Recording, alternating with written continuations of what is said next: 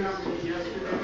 It's very interesting. It's sort of compared to conventions. We didn't get into the conventions themselves as the content of the convention, but what we talked about was how the conventions really have changed the polls. And so the question came up, why? The poll numbers because of the convention. Basically, what it came down to was almost everybody learning the upper market. People know it's not like this is a close decision. It's not like there are two people that have similar ideas and paths to the country. These are two people that are couldn't even further apart in their philosophies and report. So there isn't undecided. So what it comes down to, what he said, is get out the vote. It's grassroots. It's having candidates along the ticket that are going to bring people out. We have fantastic candidates in George Allen, Virginia, Norfolk, Virginia, Scott, George Allen, and of course, me and Steve. But I'm not here today to talk about the campaign. I'm here to introduce somebody that everybody here knows because he has been a fantastic leader for this area for years and years and years. We are blessed to have her with us, not just tonight, but representing us. First as a delegate, as Congresswoman, and now as Director of Rail and Public Transportation. She's bringing back to Norfolk for the first time in 35 years passenger rail. Connecting that in to downtown Norfolk, that is an incredible accomplishment. And I would love you all to welcome our Congresswoman, Director.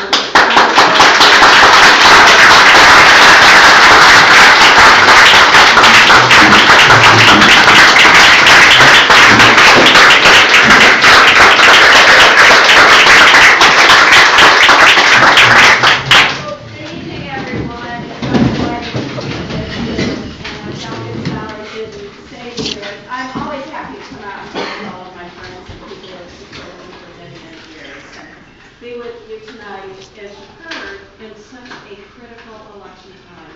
You know, I've heard it said every election I've run, this is the most important election, but listen, if you haven't seen 2016, you need to go see 2016 because it's such a remarkable documentary that it just makes you understand what our country's looking at. I was kind of afraid. I didn't really want to go because I was afraid it was just going to be that red meat stuff that got everyone upset. But it's not like that at all. Totally different than that. So I think it's critical. And I want you to know that when Pam just made that request about November 6th, I emailed my office and told my staff that I'm taking November 6th off. So don't forget to do it because you get busy and other things fill up your life. But if there's one election to send Scott back to Congress and to elect George Allen. So, you know, my first 2 years in Congress, I had John Warner and George Allen. So if you don't think that was much easier to be able to get things through, we actually got some things through in that term. But then to have Webb come in, so we had Warner and Webb, and then you get to serve with John Warner and Webb, and now you're serving with John Warner and Webb. A huge difference that it makes. Now, Scott is one of the people that's really trying to make a difference in that, and to try to work in a very bipartisan way, as a lot of us try to do, but I think that's been very, very difficult as we look at in office, to be able to reform Congress, to talk about that as a body, and to bring Democrats and Republicans together. One of the real issues in Congress is that there is no way for Democrats and Republicans to come together and to work together. They're naturally divided. They don't live there, they go home on the weekend, they don't raise their children up there, so they're not in school together, they're not playing sports together.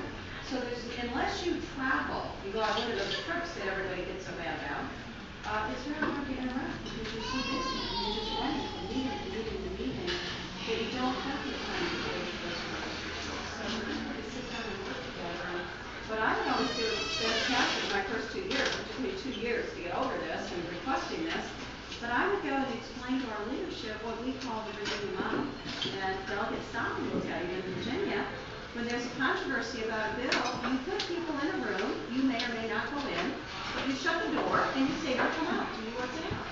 But that doesn't exist in Washington. You've never seen that happen, and I never was able to make a dent in that. So I appreciate that you're trying to pick that up and to talk about how can, at the federal level, can we work closer together.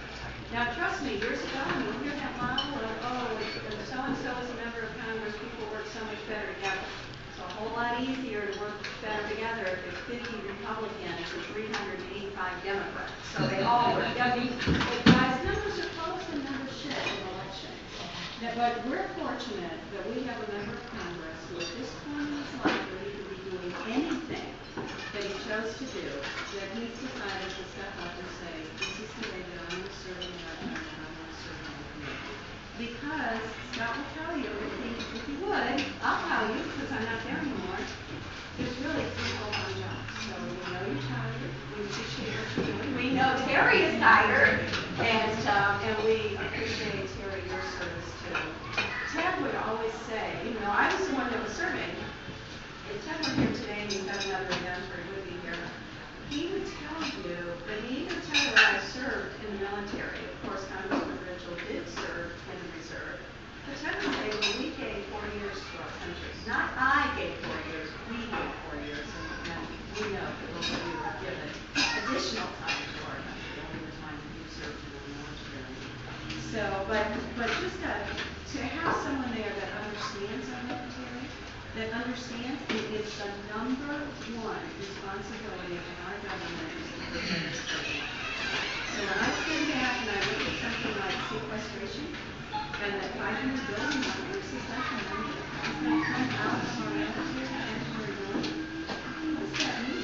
Was that a goal of who? So that's not a goal of Congressman Rigell, not a goal of President Bush when he was our president.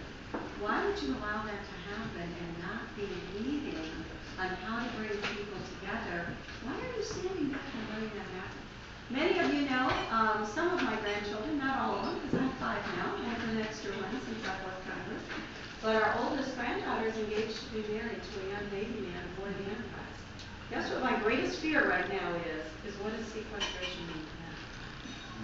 What is he going to go stay in the Navy? Is he going to get him out of the Navy? Is he going to be able to be on the career path he's on? What does that mean? And none of us know. So what should we do with that? So, or to fight as Congressman Rigell was fighting and did fight to keep the carrier here. That was a fight that started when I was there, and we really didn't get anywhere. So thank you that just recently that's been, and we know we're going to lose some ships, but to minimize that and have someone there that's fighting for us is phenomenal. So I just want you guys to understand, people would come up to me, here's one guy come up to me one day and he said, how do you get around there, Congress? I said, well, typically I walk. He said, walk? What do you mean walk? The picture is there is a limo sitting there and someone's driving you. You may not walk, but you are not in a limo. You're walking. I'm not surprised. Or he said, well, did they give you a place to live? And I said, no. I said, in fact, they don't even pay for you to have a place to live. They don't do per diem there. And he said, well, where did you live and how did you find it? I said, Ted went out and talked to people until some woman he met somewhere said, go knock on number 13 4th Street and ask for Elaine. And that's what he did, and that's where I lived. So, but it was just no concept in the minds of the public that you don't get driven around in limousines. You don't go to dinner every night with lobbyists. People still call me and say, what's a good restaurant in D.C.? I have no idea. I never got to go out to dinner. So we do understand the effort and what you're doing for all of us, and we're very grateful to have people there that we know share our vision for America. I used to believe, until just this presidency, that we all agreed in the end result. We just fought about how do we get to the end result. But now when I stand back and look at how energy is shut down in our nation, how coal is shut down, how drilling is prohibited off our coast, while this country has sent money to other nations to do the same drilling, how Canada has a higher standard of life than America, and they want our returning veterans to work in the energy field, I think I was wrong in thinking that we all agreed on the numbers. But what we need to do, select Congressman Rigell, and all of his counterparts so that we can put this nation back on track, that we can make sure that our military is strong, that sequestration does not happen, and that we go after our own energy policy and our own jobs. So I'm going to stop talking because you guys know me and you know I can talk all evening, and turn the floor over to my dear friend who is willing to stand up and say, I'm going to do this for America.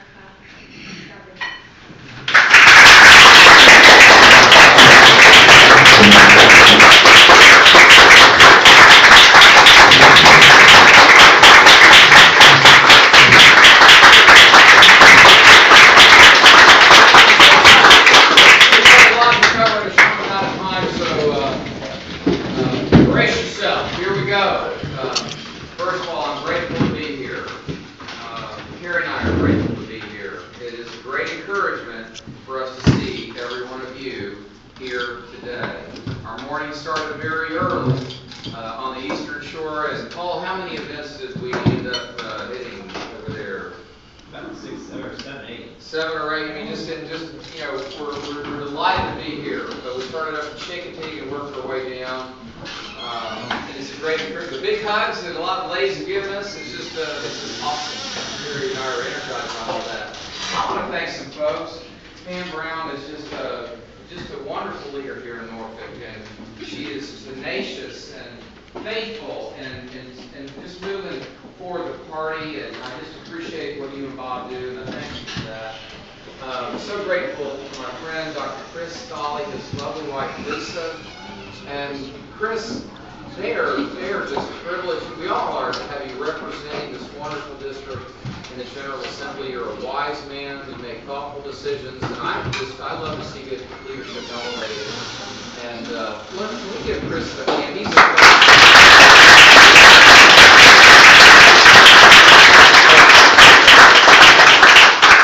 this isn't the first time I've been introduced by Congresswoman Donna Graham. Now let's rewind the tape a little bit. Let's get out the old family album and let's flip that a little bit. Not 1 year, not 2 years, but 3 years. 3 years ago, the room was split around. I was down on that end, and maybe some of y'all, in fact, I know some of you were here that day. That was the first time I'd ever made a political speech. Boy, what a journey it's been. But it was right here. It was right here, Caggie's office. I'll never forget it. And your introduction was as gracious then as it was today.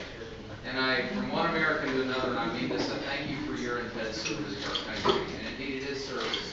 And you serve with distinction. And I'm proud to call you a friend and fellow American. So I have good memories of being here. Of course, we've been back since then. Oh boy, where to start? There's so much we could talk about. I think the policy issues are well known. I might touch on those just a little bit, but I think it's important that we do properly frame and again look at the critical nature of this particular race. It is true that anyone who's ever run for a high school office or maybe some office within maybe a nonprofit organization will say something like, no, this is really an important election. So the ear becomes callous to the claim. And so we need to pause for a moment and really walk through truly what's at stake.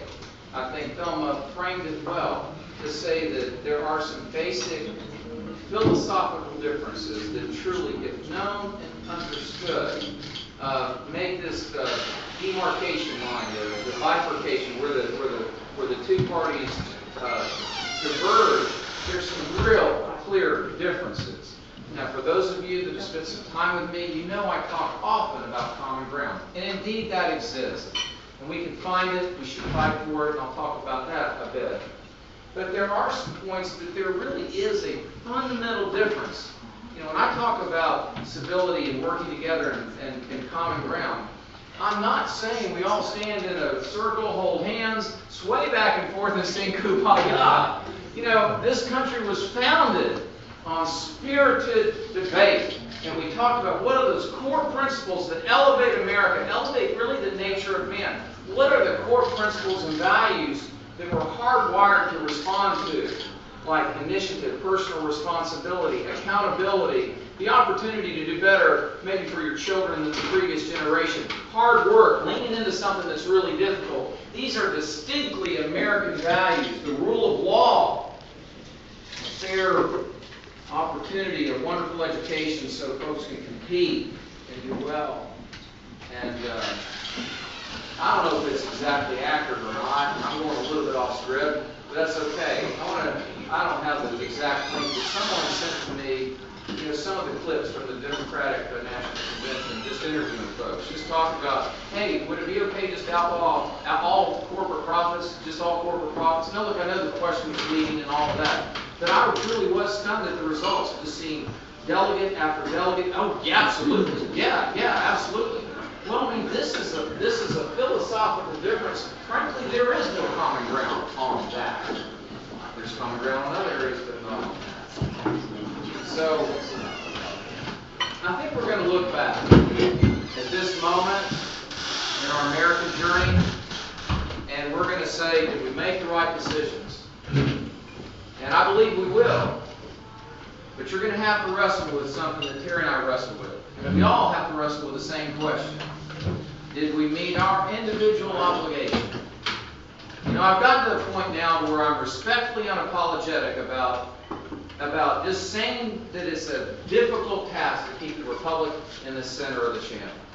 It's a heavy lift. I'm unapologetic about this. We've been blessed for so long, I think we may have gotten a little bit callous to the sense that it is difficult work. I think back about the heavy price that was paid from the foundation of our country, what our founding fathers gave up in property and life, and just the immense sacrifice that each and every one of them was willing to give, and their families. I think about my dad's generation, a World War II veteran, Iwo Jima veteran, and I've shared with you before. I say, I don't know why Providence calls upon some to give so much. Some the ultimate sacrifice. We have a Gold Star family here tonight that, with permission, I pause and we honor and we pay tribute to them. Mark and Nancy Stets. Big hug to y'all.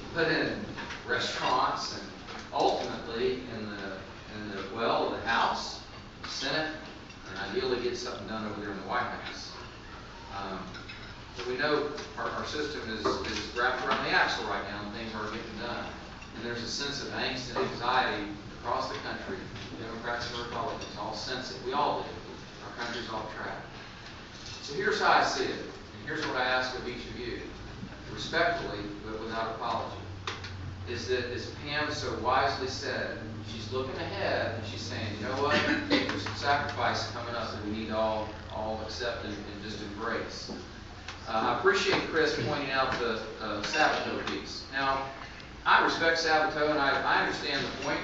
And I'd also say this, though. There are some independents out there that haven't made up their mind. And for what it's worth, I want to share with you how I reach out to them because they are critical. Not only do we have to get the base out, but let's talk for just a minute. I think it's important that we as a Republican Party, that we empower folks on really how to handle things, because I see, and the reason I'm sharing this with you is, believe it or not, as immersed as Terry is in all this, occasionally around the kitchen table she'll say, Scott, I know they're saying horrible things about you, but how do I rebut that? How do I refute that? And what are the differences here? So let's cover those just for a moment. The first thing I would say, and if I may say so too, I spent a lifetime trying to influence folks in one form or another, and that's really the business we're in. We're all in the persuasion business because we want to gently persuade. What do we want to do? We want to take a hard Democrat, turn him into a thoughtful independent. We want to take a thoughtful independent and nudge him on over into a fiscal conservative. Now, for me personally, we'll let the social issues, we'll let the pastors and